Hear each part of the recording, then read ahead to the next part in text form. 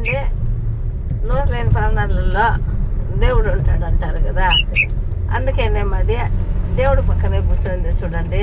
దాని చేష్టలు, దాని తెలివి, దాని చిన్న బ్రెయిన్, అది మా చిన్నోడు లాగానే ఉంది ముఖము.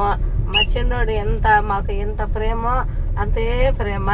వాడు కూడా గణపతిని దానికి కూడా పేరు పెట్టాను. గణపతిని పేరు పెట్టడం వల్ల అది కూడా గణపతి పక్కలో కూర్చొని ఉంది.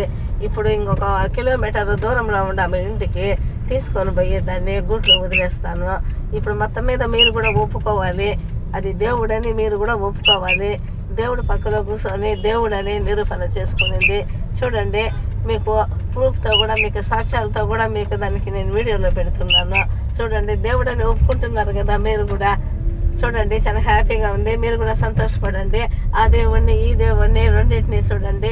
మా చిన్నోడు ఎంత ఇష్టమో అంతే ఇష్టమో. దాన్ని ముద్దు పెట్టుకుందామా అనిపిస్తుంది. దాన్ని నలిపేస్తే ఒక ముద్దుకే చచ్చిపోతుంది పెట్టి. చూడండి ఎంత సున్నితంగా, ఎంత అందంగా, ఎంత బ్యూటిఫుల్గా ఉందో.